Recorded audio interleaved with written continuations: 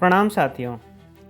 आज हम अपने सीरीज़ के दूसरे अध्याय में बात करेंगे महान स्वतंत्रता सेनानी खुदीराम बोस के बारे में। साथियों, खुदीराम बोस भारतीय स्वतंत्रता संग्राम के उन महान नायकों में से हैं जिनकी वीरता और कम उम्र में दिए गए बलिदान की कहानी आज भी रोंगटे खड़े कर देते हैं। मात्र 18 साल की उम्र में देश के लिए फांसी के फंदे को चूमने वाले इस महान क्रांतिकारी की कहानी साहस की पराकाष्ठा है। साथियों, आपको पता है कि खुदीराम बोस का नाम खुदीराम बोस क्यों पड़ा? बड़ी रोचक कहानी है साथियों। जब खुदीराम बोस का जन्म हुआ तो उसके पहले उनके दो बड़े भाइयों की अकाल मृत्यु हो गई थी। और हम जानते हैं कि हमारे यहाँ गांव देहात में महिलाएं कुछ उपक्रम करती हैं ताकि बच्चों को बुरी नज़र से बचाया जा सके।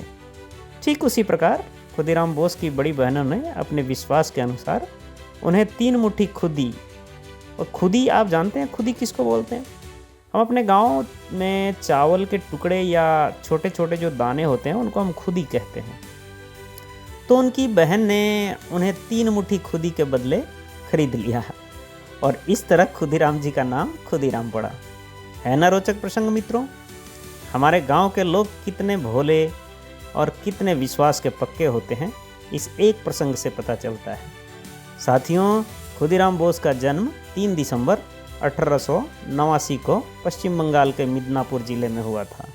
उस समय हमारे देश पर अंग्रेज़ों का कब्जा था। खुदीराम बोस के माता पिता की मृत्यु हो जाने के कारण उनकी बड़ी बहन ने उन्हें पाला था। जब खुदीराम बोस 9वीं कक्षा में पढ़ रहे थे तब बंगाल के विभाजन के खिलाफ देश में बड़ा आक्रोश छाया था। इस छोटी सी उम्र में वो पढ़ाई छोड़कर युगांतर दल में शामिल हो गए थे। उस समय मुजफ्फरपुर का मजिस्ट्रेट डगलस किंग्सफोर्ड भारतीयों पर बड़ी क्रूरता करता था। वह अपने क्रूरतम व्यवहार और अत्याचार तथा क्रांतिकारियों को कठोरतम सजा देने के लिए कुख्यात था। बंगाल के क्रांतिकारी संगठन युगांतर, जिसके खुदीराम बोस सदस्य थे, ने 18 वर्षीय खुदीराम बोस और उनके साथी प्रफुल्ल चाकी को मुजफ्फरपुर भेजा ताकि डगलस को उसके किए की सज़ा दी जा सके और भारतीयों को उसके आतंक से मुक्त कराया जा सके। दोनों क्रांतिकारी मुजफ्फरपुर पहुँचे और किंग्सफोर्ड की गतिविधियों पर नज़र रखने लगे। साथियों, 30 अप्रैल 1908 की रात को हमले का दिन तय किया गया और खुदीराम और प्रफुल्ल दोनों घात लगाकर अंधेरे में डगलस की बग्घी के निकलने का इंतज़ार करने लगे। कुछ समय पश्चात एक बग्घी निकली और खुदीराम तथा प्रफुल्ल ने उस पर बम फेंका। दुर्भाग्यवश उस बग्घी में डगलस किंग्सफोर्ड की जगह 2 यूरोपीय महिलाएं सवार थीं, जिनकी इस हमले में मृत्यु हो गई और डगलस बच निकला।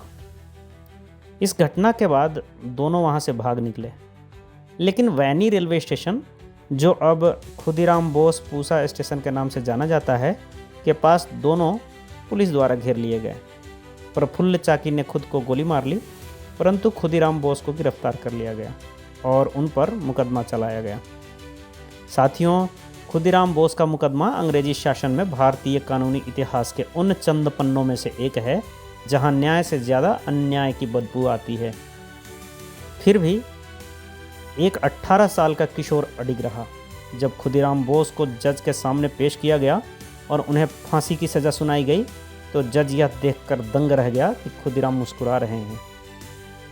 अंग्रेज जज, जिसका नाम कार्न डफ था, ने सोचा शायद लड़के को समझ नहीं आया कि उसे मौत की सज़ा मिली है।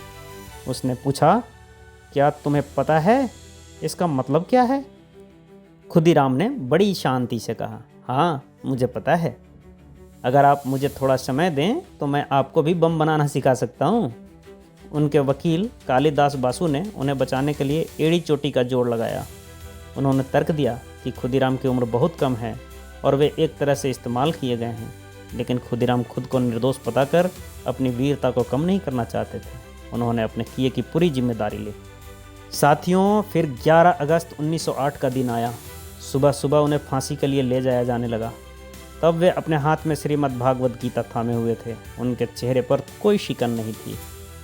खुदीराम बोस की फांसी के समय की आखिरी इच्छा उनके अदम्य साहस और मातृभूमि के प्रति उनके समर्पण का सबसे बड़ा उदाहरण है। जेल के रिकॉर्ड और चश्मदीदों के अनुसार जब उनसे उनकी अंतिम इच्छा पूछी गई तो उन्होंने बहुत ही शांत मुस्कुराते हुए स्वर में कहा, वे जेल से बाहर देखना चाहते हैं ताकि वे फिर से आकर अपनी अधूरी क्रांति को पूरा कर सकें। और इस तरह मात्र 18 साल की उम्र में भारत माँ के इस सपूत ने वंदे मातरम के नारों के साथ फांसी के फंदे को चूम लिया। साथियों, खुदीराम बोस की फांसी ने भारतीय स्वतंत्रता संग्राम की दिशा को पूरी तरह से बदल दिया और देश की आज़ादी की लड़ाई पर इसके गहरे और दूरगामी प्रभाव पड़े। सबसे बड़ा प्रभाव यह हुआ कि भारतीय युवाओं के मन में अंग्रेजों का डर हमेशा के लिए खत्म हो गया और अहिंसक आंदोलनों के साथ साथ क्रांतिकारी राष्ट्रवाद की एक नई लहर दौड़ पड़ी। उनकी शहादत के बाद बंगाल और पूरे भारत में राष्ट्रवाद का ऐसा ज्वार आया कि नौजवान भारी संख्या में गुप्त क्रांतिकारी संगठनों से जुड़ने लगे। खुदीराम बोस युवाओं के लिए पोस्टर बॉय बन गए और उनकी निडरता ने हजारों छात्रों को अपनी पढ़ाई छोड़कर जंगे आज़ादी में कूदने के लिए प्रेरित किया। बंगाल के जुलाहे उनके सम्मान में अपनी धोतियों के किनारे पर खुदीराम नाम का नाम बुनने लगे, जो उस समय विरोध और देशभक्ति का एक बड़ा प्रतीक बन गया था। राजनीतिक रूप से इस घटना ने कांग्रेस के भीतर भी हलचल पैदा की और नरम दल के मुकाबले गरम दल लाल बाल पाल का प्रभाव बढ़ने लगा, क्योंकि जनता अब अंग्रेजों को ईंट का जवाब पत्थर से देना चाहती थी। खुदीराम की फांसी ने यह साबित कर दिया कि भारत की आज़ादी के लिए केवल याचना नहीं बल्कि सर्वोच्च बलिदान की भी आवश्यकता है, जिसने आगे चलकर भगत सिंह, चंद्रशेखर आज़ाद और सूर्य सेन जैसे महान क्रांतिकारियों के लिए वैचारिक आधार तैयार किया। धन्यवाद दोस्तों।